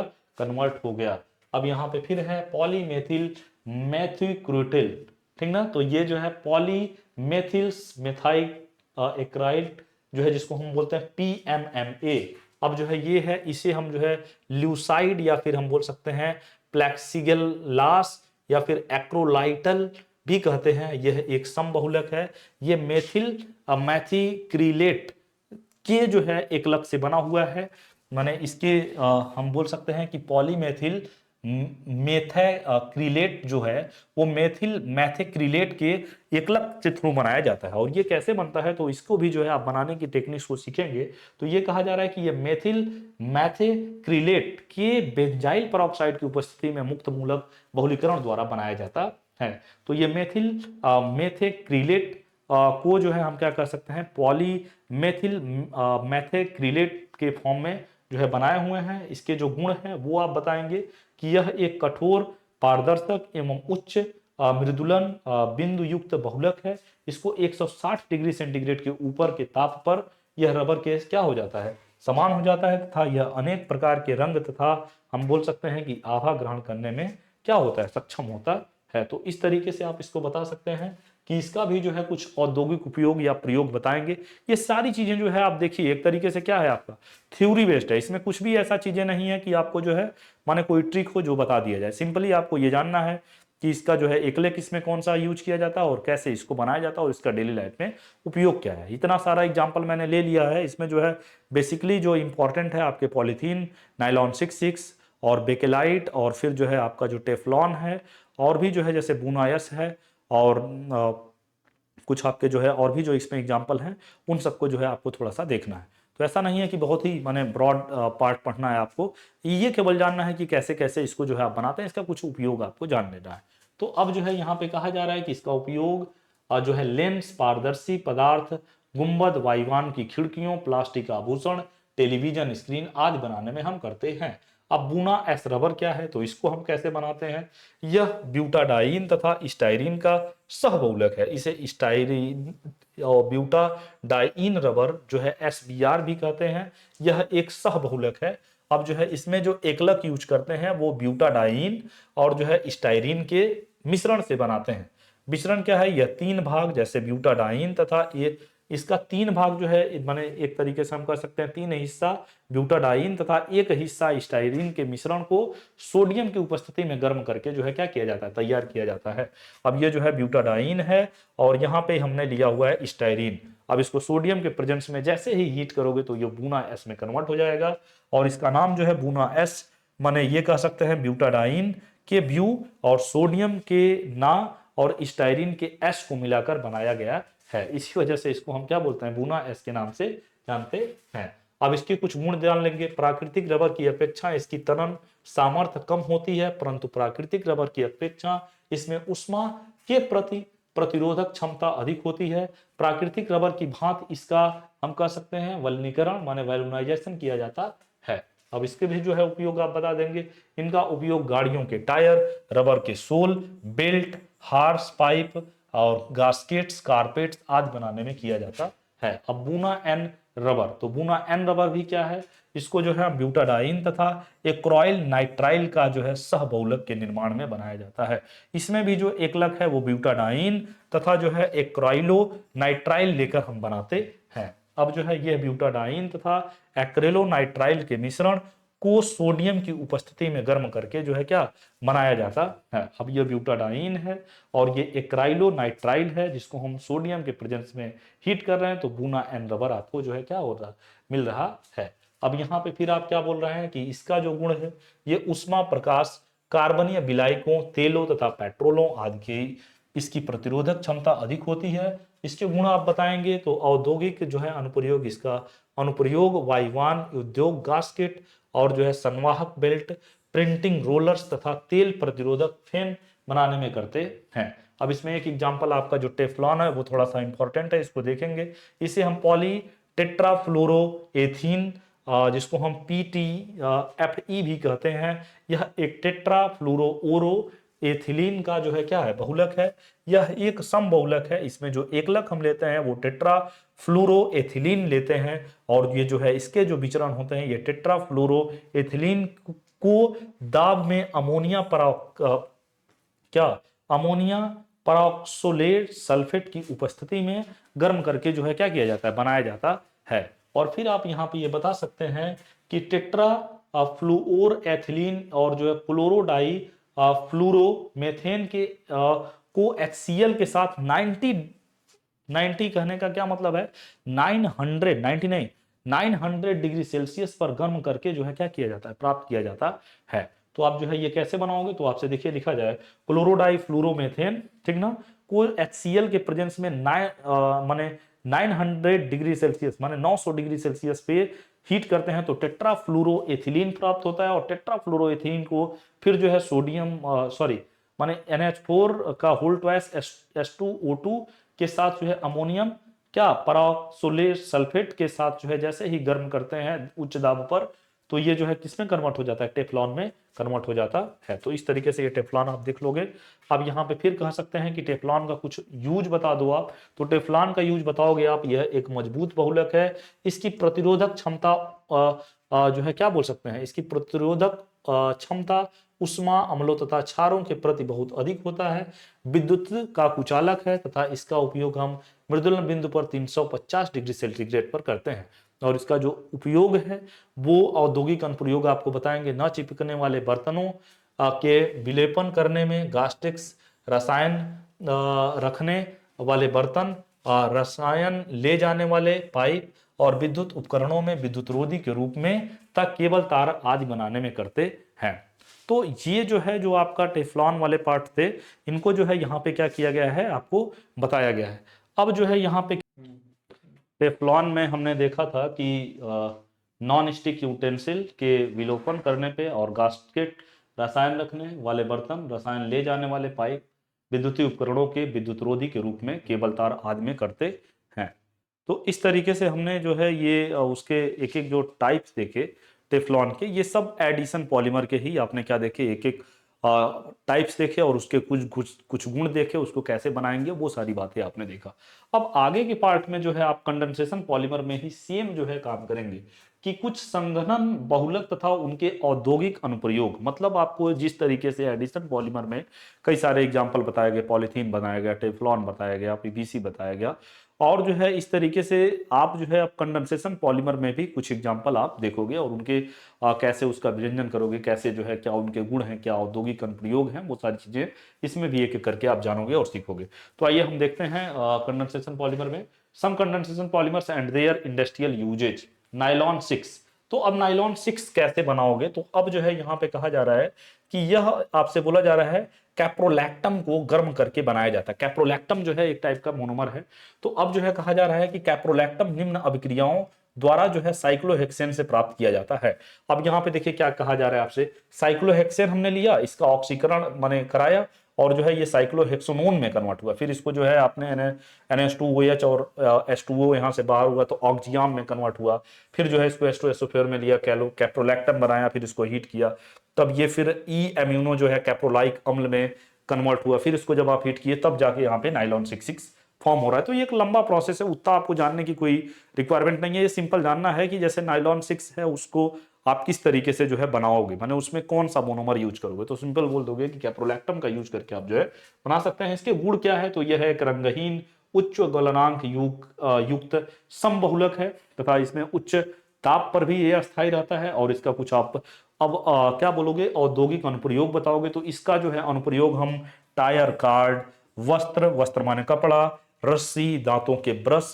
के ब्रिसल्स जो है क्या गियर्स, वायरिंग्स आदि बनाने में क्या करते हैं। तो इस तरीके से ये जो है आपका क्या रहा, नाइलॉन 6 रहा। अब फिर आगे के जो है जो पार्ट्स है उसको हम देखेंगे। अब इसमें कहा रहा है कि नाइलॉन 6 तो नाइलॉन 6 को कैसे बनाएंगे, ये एग्जांपल बड़ा ही माने फेमस है जिसको आप याद रखोगे। इसमें जो आप मोनोमर यूज करोगे, इसमें दो डिफरेंट टाइप के मोनोमर आप जानते हैं, संगमन बहुलक में लेते हो और कुछ स्मॉलेस्ट मॉलिक्यूल्स भी निकलता है। तो आपको यहाँ पे दिख रहा है कि हेक्सामेथाइल डाइएमाइन तथा एडेपिक एसिड का सह बहुलक लेके जो है हम क्या करते हैं, नाइलॉन 6 बनाते हैं। और इसको बनाने के लिए हेक्सामेथाइल डाइएमाइन को जलीय विलयन तथा एडेपिक अम्ल के जलीय विलयन को 1:1 में मिलाकर जो है 100 डिग्री सेल्सियस पर गर्म करते हैं। जल के वाष्पीकरण के उपरांत इसको 265 डिग्री सेंटीग्रेड तक 265 डिग्री सेल्सियस तक गर्म किया जाता है, जिसमें हमको नाइलॉन 6 प्राप्त होता है। ये आप यहाँ पे दिख रहा है, नाइलॉन माने हेक्सामेथाइल डाइएमाइन अब जो है इसको याद करने का बहुत आसान सा टेक्निक है, NH2 का होल 6 NH2 लिख देंगे। फिर एडेपिक एसिड को कैसे लर्न करेंगे, तो सिंपली आपके दिमाग में होना चाहिए CH2 का होल 4 और दोनों साइड COOH लगा दोगे और इसको सिंपल हीट कर दोगे तो ये नाइलॉन 6 में कन्वर्ट हो जाएगा आपका। कहा जा रहा है कि क्योंकि यह बहुलक इन यौगिकों के सह बहुलीकरण से प्राप्त होता है जिन दोनों में माने 6 कार्बन होते हैं, अतः इसको जो है हम क्या बोल सकते हैं कि इसको नाइलॉन जो है हम क्या 6 के नाम से इसी वजह से कहते हैं। और इनके जो है आप कुछ यूजेज बताएंगे तो यह एक सफेद पारभासी बहुलक है जो मजबूत, कठोर, दृढ़ तथा लचीला होता है। इसकी सीट तथा धागा हम जो है क्या कर सकते हैं, बना सकते हैं। इसके धागे की तनन सामर्थ्य बहुत ही अधिक होती है। फिर आप यहाँ पे बोलेंगे कि इसका औद्योगिक जो अनुप्रयोग है, इसका अनुप्रयोग हम ब्रिसल्स और जो है ब्रश, कारपेट, वस्त्र आदि बनाने में जो है क्या करते हैं। तो इस तरीके से ये नायलॉन 6 रहा। अब यहाँ पे फिर आप जो है बेकेलाइट की बात करेंगे, तो बेकेलाइट की हम बात करेंगे कि सर्वप्रथम अमेरिकन रसायन शास्त्र डॉक्टर एल बेकेलाइट ने इस सहबहुलक का निर्माण 1909 में किया था। और फिर हम कह रहे हैं कि जो इसका विचरण है, ये कहा जा रहा है कि फिनॉल को फॉर्मेलिन माने फॉर्मेल्डिहाइड के 37 माने परसेंटेज जलीय विलयन की अधिकता के साथ किसी क्षारीय उत्प्रेरक की उपस्थिति में गर्म करने पर छोटी श्रृंखला युक्त जो है बहुलक प्राप्त होता है, जिसको अधिक देर तक गर्म करते रहने से श्रृंखलाओं की लंबाई में वृद्धि के साथ साथ क्रॉस आवंधन माने क्रॉस लिंकेज द्वारा एक कठोर बहुलक का निर्माण होता है, माने एक कठोर बहुलक जो है प्राप्त होता है, जिसे हम बेकेलाइट की नाम देते हैं।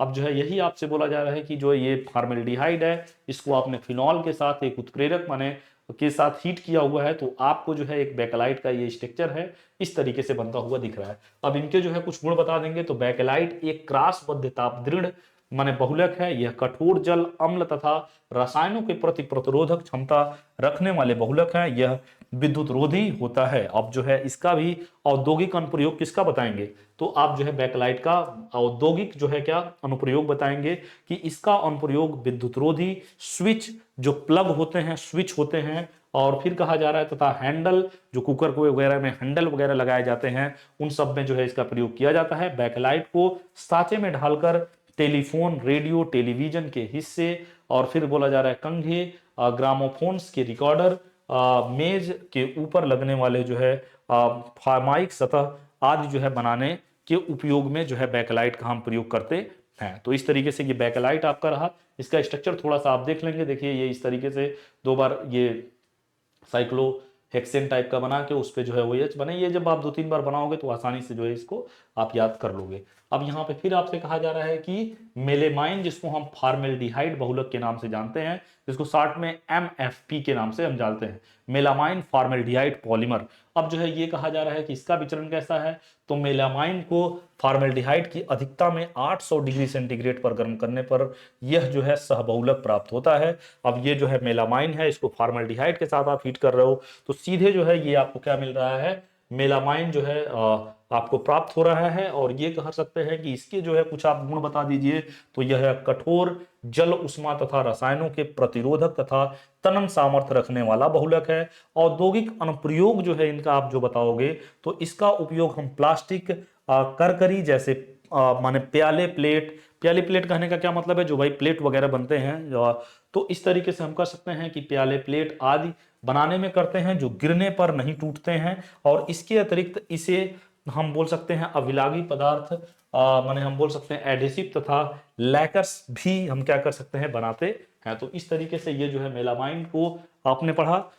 अब यहाँ पे आप जो है ये बताओगे कि जो यूरिया फॉर्मेल्डिहाइड बहुलक है, यूरिया फॉर्मेल्डिहाइड पॉलीमर, जिसको हम शॉर्ट में UFP के नाम से जानते हैं, अब इसको आप कैसे बताओगे, तो इसका जो विचरण है, तो ये कहा जा रहा है यूरिया तथा फॉर्मेल्डिहाइड को 2:1 के अनुपात में जो है क्षारीय माध्यम में 50 डिग्री सेंटीग्रेड पर 50 डिग्री सेल्सियस, ठीक ना, 50 डिग्री सेल्सियस तक गर्म करने पर क्या बोला जा रहा है कि आपका जो मेथिलॉल यूरिया तथा डाई मेथिलॉल यूरिया प्राप्त होता है। और इन यौगिकों का संघनन प्लास्टिसाइजर, बात समझिएगा, और रंजक तथा उत्प्रेरक की उपस्थिति में दाब पर गर्म करके करते हैं। जिससे यूरिया फॉर्मेल्डिहाइड सह बहुलक प्राप्त होता है। अब इसके जो है कुछ प्रॉपर्टी देखोगे, कुछ गुण देखोगे, तो यह एक कठोर विद्युतीय विसंवाहक बहुलक है, जिसकी जो है हम क्या बोल रहे हैं कि रसायनों के प्रति प्रतिरोधक क्षमता तथा तनन सामर्थ्य बहुत अधिक होता है। अब इसका औद्योगिक अनुप्रयोग आप क्या बताओगे, तो इसका अनुप्रयोग हम वर्निसेस, लैकर्स, विद्युत फिटिंग्स, रेडियो कैबिनेट, टेलीफोन्स, खिलौनों, मेजों के ऊपर जो आपका सतह आदि बनाने के उपयोग में जो है इसका उपयोग हम करते हैं। तो ये जो है आपका यूरिया है NH2CO NH2, फॉर्मेल्डिहाइड आपने लिया है, मेथिलाल यूरिया जो है आपने बनाया हुआ है, फिर इसका आपने अब रिएक्शन कराया, तो आपको जो है जो ये मेथिलाल यूरिया बना हुआ है, फिर इसको आपने H2O, तो ये बहुलक के फॉर्म में जो है आपको मिलता हुआ यहाँ पे दिख रहा है। अब यहाँ पे आप यहाँ पे क्या करेंगे कि टेरिलीन या फिर ये जो डेक्रोन है, माने ये टेरिलीन या डेक्रोन है, ये थोड़ा सा इंपॉर्टेंट माने कंडेंसेशन पॉलीमर का जो है एक एग्जांपल हो सकता है। तो यह एक जो है संतृप्त पॉलीस्ट्रेट बहुलक है। अब ये कह रहे हैं कि इसका जो हम विचरण है, यह थैलिक अम्ल को एथिलीन ग्लाइकॉल की अधिकता के साथ क्षारीय उत्प्रेरक की उपस्थिति में 200 डिग्री सेल्सियस तक गर्म करके जो है क्या करते हैं, प्राप्त करते हैं। तो ये एथिलीन ग्लाइकॉल है और ये टरथैलिक्स अम्ल है, जिसको हम क्या कर रहे हैं, किसी क्षारीय उत्प्रेरक की प्रेजेंस में जो है 200 डिग्री सेल्सियस पर जो है क्या कर रहे हैं, इसको हीट कर रहे हैं, तो हमको ये टेरिलीन प्राप्त हो रहा है। अब ये जो है इसका जो गुण है, यह एक रासायनिक तथा अघर्षण प्रतिरोधक क्षमता युक्त सह बहुलक है। इसकी नमी सोखने की क्षमता कम तथा खिंचाव जो है प्रतिरोधक अधिक होती है। अब इनका जो प्रयोग है, जो औद्योगिक अनुप्रयोग है, वो क्या है, तो इसका अनुप्रयोग संश्लेषित रेसे, माने एक तरीके से कह सकते हैं संश्लेषित रेसे सिंथेटिक्स फाइबर बनाने में जो है क्या किया जाता है, जिसको हम धो और पहनो क्या कहा हो जाता है, जिनसे धो और पहनो वस्त्र जो है क्या बनाए जाते हैं, इसको सूती तथा ऊनी रेशों के साथ मिलाकर पॉलिस्टर धागे जो है क्या किए जाते हैं, तैयार किए जाते हैं। तो इस तरीके से जो है आप इसको याद रखेंगे। अब फिर आगे जो है आपसे बात जो बोला जा रहा है कि आपका जो है पॉलीयूरेथेन्स जो है, जो पॉलीयूरेथेन्स है, ये एक आइसोसाइनाइट रबर है, यह एक सह बहुलक है। अब जो है इसका विचरण कैसे है, तो यह एथिलीन ग्लाइकॉल तथा एथिलीन डाई आइसोसाइनेट के बहुलीकरण द्वारा बनाया जाता है। तो ये देखिए दो डिफरेंट टाइप के मोनोमर है, एथिलीन ग्लाइकॉल और एथिलीन डाई आइसोसाइनेट है, जिसके मदद से हमने क्या बना दिया, पॉलीयूरेथेन्स जो है का निर्माण किया हुआ है। और यह उष्मा तथा रसायनों के प्रति अच्छी प्रतिरोधकता रखता है। संतृप्त प्रकृति के कारण ऑक्सीजन के प्रति भी जो है क्या, ये प्रतिरोधक का काम करता है। और इसका औद्योगिक जो अनुप्रयोग है, इसका अनुप्रयोग सतह लेपन कहने का मतलब कहीं ऐसा लेप कर दो कि जो है जो जिससे वो उसको क्या करे, करोजन वगैरह से सेफ जोन में ला सके, तो सतह लेपन तथा फोम्स बनाने में किया जाता है। तो ये जो है पॉलीयूरेथेन्स का जो है आपने कुछ यूज देखा। फिर उसी के आगे बढ़ते हुए क्रम में हम जो है क्या करते हैं, योग बहुलक और संघनन दोनों, एडिशन पॉलीमर और कंडेंसेशन पॉलीमर में आप क्या कर रहे हो, अंतर बता रहे हो। तो देखिए इसको आप कैसे बता सकते हैं, यह एक प्रकार के बहुलक असंतृप्त एकलकों के बहुलीकरण से बनता है। और यह जो है हम बताए थे आपको कि यह इस प्रकार के बहुलक में दो भिन्न भिन्न माने दो डिफरेंट क्रियात्मक समूह युक्त एकलकों से ये बनते हैं। इस प्रकार के बहुलक तीव्र गति से बनते हैं और इन बहुलकों को बनने में गति धीमी होती है। और कहा जा रहा है कि इसके बनने के लिए छोटे अणु जैसे H2O, HCl, NH3, carbon dioxide आदि नहीं निकलते हैं, लेकिन जो आपका कंडेंसेशन बहुलक था, इसमें जो है ये छोटे बहुलक निकलते हैं। तो इसके बनने में छोटे अणु जैसे H2O, HCl, NH3, carbon dioxide आदि निकलते हैं। फिर कहा जा रहा है कि इसके बनने में उत्प्रेरक की आवश्यकता होती है, और ये कहा जा रहा है कि इसके बनने में कोई उत्प्रेरक की आवश्यकता नहीं होती है। इसके जो एग्जाम्पल हैं वो polystyrene, polyvinyl acetate, polyacronide nitrile, buna S, buna rubber आदि जो है एग्जाम्पल हैं किसके, एडिशन पॉलीमर के। और कंडेंसेशन पॉलीमर के जो एग्जांपल है वो नाइलॉन 66 है, बैकेलाइट है, यूरिया फॉर्मेल्डिहाइड है। ये सब जो है इसके क्या है, किसके, कंडेंसेशन पॉलीमर के जो है एग्जांपल हैं। अब जो है फिर बोला जा रहा है mechanisms of a free radical polymerization. तो ये कहा जा रहा है कि मुक्त मूलक बहुलीकरण की क्रिया विधि, मतलब ये कहा जा रहा है कि मुक्त मूलक योग बहुलीकरण कार्बनिक परऑक्साइड अथवा अन्य अभिकर्मकों जो अपघटित होकर मुक्त मूलक बनाते हैं के द्वारा जो है क्या उत्प्रेरित होते हैं। मुक्त मूलक बहुलीकरण की क्रियाविधि में जो है क्या निम्न वर्णित पद होते हैं, वो किस तरीके से हैं। तो यहाँ पे आप देख रहे हैं कि जैसे जैसे यहाँ पे क्या है, ये चैन समारंभन माने पराक्साइड समान मूलक देते हैं इस तरीके से। तो अब जो है दूसरा चैन संचरण माने चैन प्रोपोगेशन और chain termination.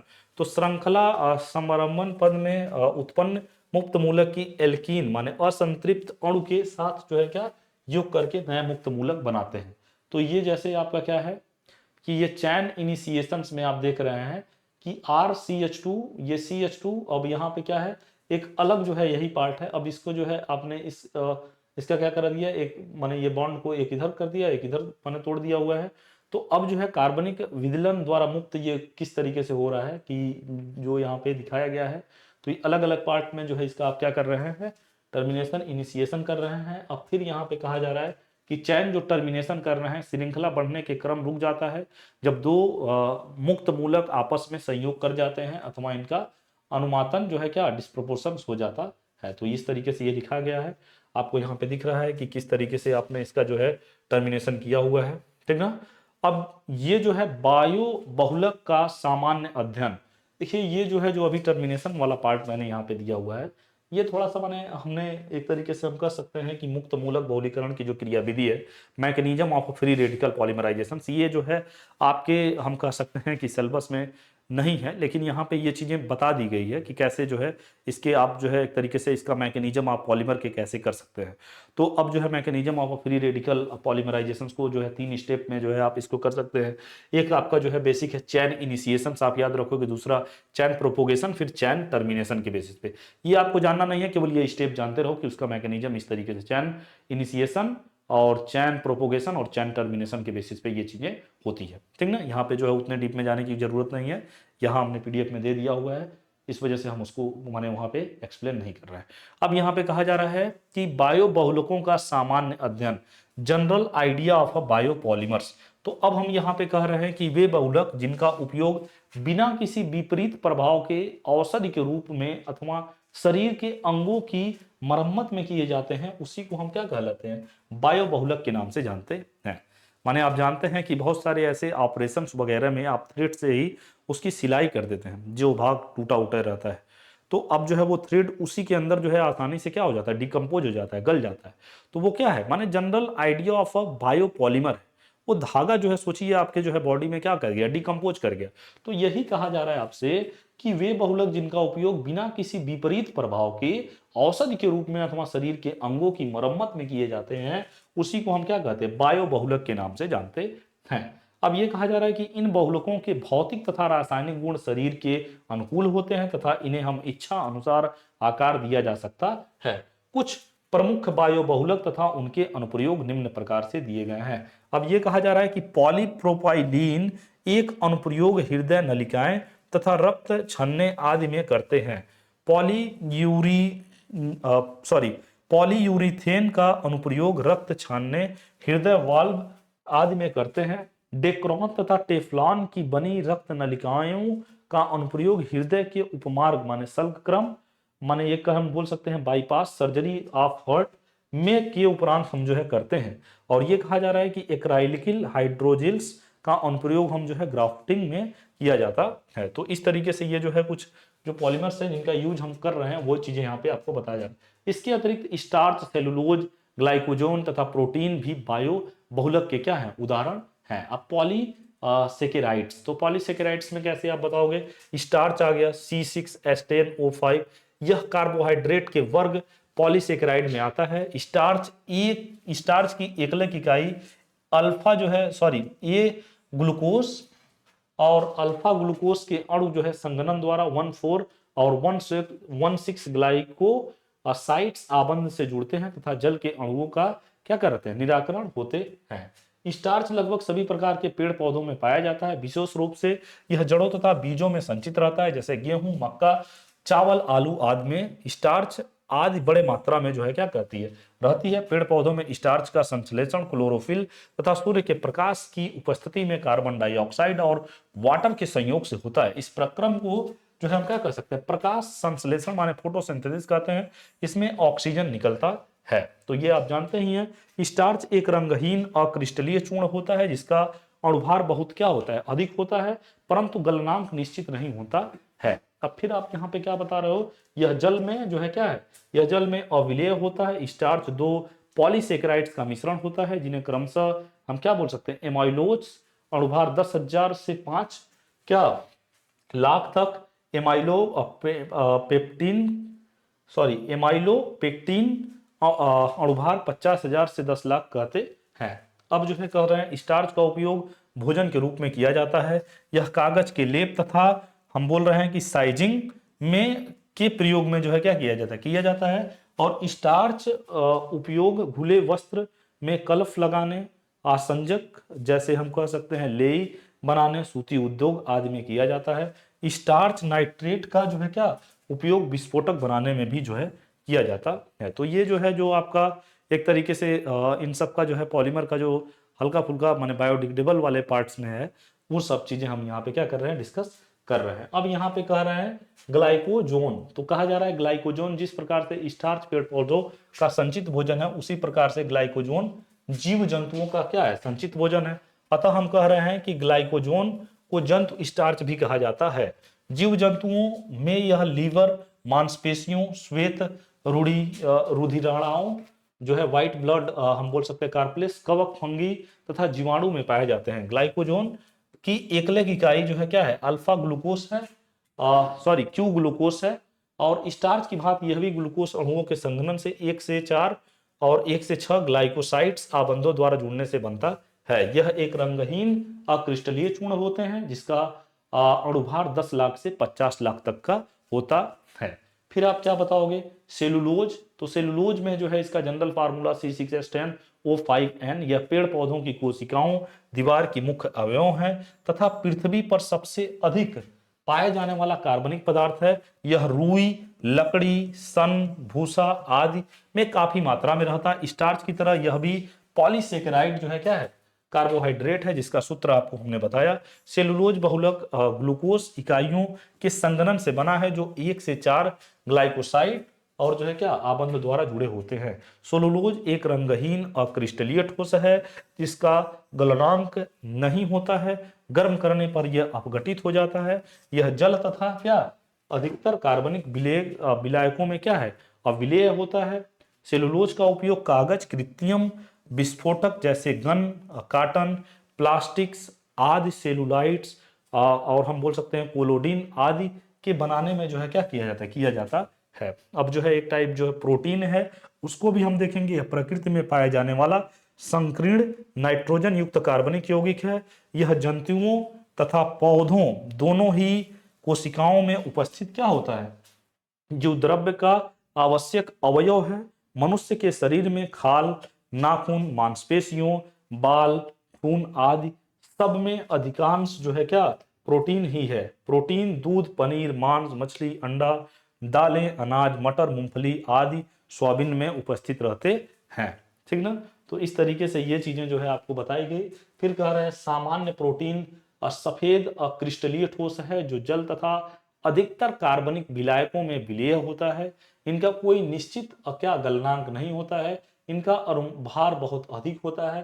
Protein alpha amino अम्ल के पेप्टाइड बॉन्ड द्वारा जुड़ने से बनता है। इसमें हम प्रोटीन्स को अल्फा अम्यूनो अम्ल का संघनन बहुलक कह सकते हैं। अब ये जो है अम्यूनो अम्ल है जिसका एक तरीके से हम पेप्टाइड बॉन्ड प्रोटीन के फॉर्म में बनता हुआ दिख रहे हैं। अब यहाँ पे फिर कह रहे हैं प्रोटीन हमारे भोजन का मुख्य अंश है। यह शरीर की कोशिकाओं, मांसपेशियों, रक्त तथा एंजाइमों के बनने में काम आता है। फिर कहा जा रहा है कि उद्योग में केसीन एक प्रोटीन का उपयोग कृत्रिम ऊन तथा प्लास्टिक बनाने में, जेलिटिन एक प्रोटीन का उपयोग कैप्सूल तथा जो है क्या फोटोग्राफिक फिल्म बनाने में होता है। अब जो है न्यूक्लिक अम्ल एक टाइप का ये भी जो है क्या है पॉलीमर के ही तरह काम करता है। यह जीवित कोशिकाओं में विद्यमान लंबी श्रृंखला युक्त बहुलक है। इनके अंतर्गत डीएनए तथा आरएनए आते हैं। ये जीव जंतुओं के लिए अति आवश्यक बायो बहुलक हैं। तो इस तरीके से ये बायो बहुलक आप पढ़ रहे हैं। अब ये कह रहे हैं कि हम क्या बायोडिग्रेडेबल पॉलीमर जिसको हम बोल रहे हैं जैव निर्मीय या फिर जैव अवक्रमणीय बहुलक, वे बहुलक जो सूक्ष्म जीवों अथवा बैक्टीरियों द्वारा गैर विषैले पदार्थों में अपघटित हो जाते हैं, माने बायोडिग्रेडेबल जो है क्या पॉलीमर के नाम से जाने जाते हैं। सभी बायो बहुलक इनके उदाहरण है। इनके अतिरिक्त कुछ अन्य जो है क्या बायोडिग्रेडेबल बहुलक कुछ इस प्रकार से है, जैसे PHBV, यह हाइड्रोक्सी ब्यूटरिक अम्ल तथा हाइड्रोक्सी वैलेरिक अम्ल का सहबहुलक होता है। अब जो है इसके अतिरिक्त जो है हम बोल सकते हैं पॉली ग्लाइकोलिल अम्ल, इसको हम PGA, और पॉलीलैक्टिक अम्ल, और पॉली कैप्रोलैक्टम आदि जो है इसके एग्जाम्पल किसके बायोडिग्रेडेबल पॉलीमर के एग्जाम्पल हो जाएंगे। तो अब यहाँ पे फिर आपसे बोला जा रहा है कि जो आपके बायोडिग्रेडेबल पॉलीमर है उनका जो है हम उपयोग किस तरीके से करते हैं। तो शल्य चिकित्सा के उपरांत टांके, माने वो जो धागा वगैरह भी मैंने स्टार्टिंग में आपसे बोला कि वो जो है टांके आदि लगाने में किया जाता है, वो आसानी से उसमें डिग्रेडेट हो जाते हैं। कृषि पदार्थों को रखने हेतु आवरण बनाने में, माने उसको जो है एक तरीके से कवरिंग करने के लिए, खाद्य पदार्थों को पैक करने में PHBV का उपयोग हड्डियों के इलाजों में प्रयुक्त संयंत्रों तथा नियंत्रित दवाओं मुक्त जो है क्या इस सस्टेन रिलीज ड्रग में होता है। अब जो है हम कह सकते हैं कि कुछ अकार्बनिक बहुलक जो है जिसमें हम सिलिकॉन्स माने इनऑर्गेनिक पॉलीमर, सिलिकॉन्स का नाम हम यहाँ पे ले रहे हैं। अभी तक जितने जो है पॉलीमर्स आपने देखे वो सब ऑर्गेनिक्स पॉलीमर्स में थे, अब जो है हम कुछ इनऑर्गेनिक पॉलीमर का भी यहाँ पे जिक्र कर रहे हैं। तो यही आपसे कह रहे हैं कि इनऑर्गेनिक पॉलीमर जिसमें हम सिलिकॉन्स का नाम दे रहे हैं, सिलिकॉन्स रेजिन तथा रबर में सिलिकॉन्स तथा ऑक्सीजन के परमाणु वैकल्पिक व्यवस्थाओं में जुड़े रहते हैं। तो ये जो है एक तरीके से ये एक अरेंजमेंट दिया गया है सिलिकॉन्स का, और कोई भी एल्किल या फिर एरिल समूह है। अब यहाँ पे फिर आपको जो बताया जा रहा है कि अधिकतर इन्हें हम जो है डाइक्लोरोडाइमेथिल सिलेन के जल अपघटन द्वारा बनाया जाता है। वास्तव में डाइक्लोरोडाइमेथिल सिलेन के जल अपघटन पर जो है सिलेन डाइऑल प्राप्त होता है, जो अस्थायी होने के कारण आपस में संघनन द्वारा क्या बोल सकते हैं सिलिकॉन्स बहुलक बनाते हैं। तो यहाँ पे आपको दिख रहा है डाइक्लोरोडाइमेथिल सिलेन है, और जो है हम क्या कर रहे हैं कि डाइमेथिल सिलेन डाइऑल के साथ जैसे ही इसको हम कर रहे हैं तो सिलिकॉन रबर में जो है क्या कर जा रहा है, ये कन्वर्ट हो जा रहा है। सिलिकॉन के अणुभार के आधार पर यह द्रव गाढ़े द्रव, अर्ध ठोस तथा ठोस होते हैं। यह उच्च ताप पर अस्थायी जल तथा ऑक्सीजन प्रतिरोधक बहुलक हैं। सिलिकॉन्स का उपयोग उनकी प्रकृति के अनुसार किया जाता है, जैसे हम बोल सकते हैं कि द्रव सिलिकॉन्स का उपयोग स्नेहक, वस्त्र तथा चमड़ा उद्योग में जलरोधी के रूप में, प्रसाधन सामग्री तथा पॉलिश आदि में किया जाता है। और यहाँ पे फिर आपसे कहा जा रहा है कि सिलिकॉन्स ग्रीज को द्रव सिलिकॉन्स में सिलिक साबुन तथा कार्बनिक ब्लैक हम बोल सकते हैं मिलाकर तैयार करते हैं। इसका उपयोग स्नेहक बड़े लुब्रिकेंट के रूप में तथा अन्य बर्तनों के लेपन में करते हैं, जिनसे हम क्या कर सकते हैं संक्षारक विलायक रखे जाते हैं। सिलिकॉन्स रबर रसायन उच्च ताप, सूर्य के प्रकाश आदि के प्रति उच्च प्रतिरोधक क्षमता रखते हैं, अतः इनका उपयोग हम वायुयान के टायरों, इलेक्ट्रॉनिक्स उद्योगों, अभिलागी एडहेसिव वॉशिंग मशीन में जो है विसंवाहक आदि के रूप में करते हैं। तो इस तरीके से जो पॉलीमर था वो पॉलीमर के जो है पार्ट्स आपको बताए गए। इसमें आपको देखिए पॉलीमर्स में सिंपल आपको ये जानना है कि बहुलक जो आपका है बहुलक क्या है, बहुलक को जो है बहुलक के प्रकार कैसे कैसे है, उसके टाइप्स क्या हैं, उसमें बहुलक में जो एडिशन पॉलीमर है और कंडेंसेशन पॉलीमर है उसके जो एग्जाम्पल आपको एक एक करके बताए गए हैं। ये जरूरी नहीं है कि आप वो सारे जो है एग्जाम्पल याद रखो, उसमें कुछ मेन जो बहुलक हैं जैसे नाइलॉन 6 कंडेंसेशन में नाइलॉन 6 है, बूना S है, और जो है आपका नाइलॉन 6 है, और जो है आपका माने फॉर्मल्डिहाइड रेजिन्स था, और फिर आपको जो है जो एडिशंस में पॉलीथीन था, ठीक ना, PVC था, टेफ्लॉन था, डेक्रॉन था। ये सब उदाहरण कुछ जो है जो मैंने अभी आपसे डिस्कस किए, इन सभी के बारे में थोड़ा सा डीप में जाके आप पढ़ लोगे। सारे जो है जो बहुलक के एक तरीके से प्रकार थे, जो टाइप्स थे, वो मैंने आपसे डिस्कस कर लिए हैं। ऐसा नहीं है कि बहुत ही ब्रॉड चैप्टर है, बहुत ईजी चैप्टर है, आप इसको थोड़ा थोड़ा करके पढ़ेंगे बहुत आसानी से सीख लेंगे। तो आज के क्लास के लिए इतना ही। थैंक यू क्लास, मिलते हैं आपसे नेक्स्ट क्लास में।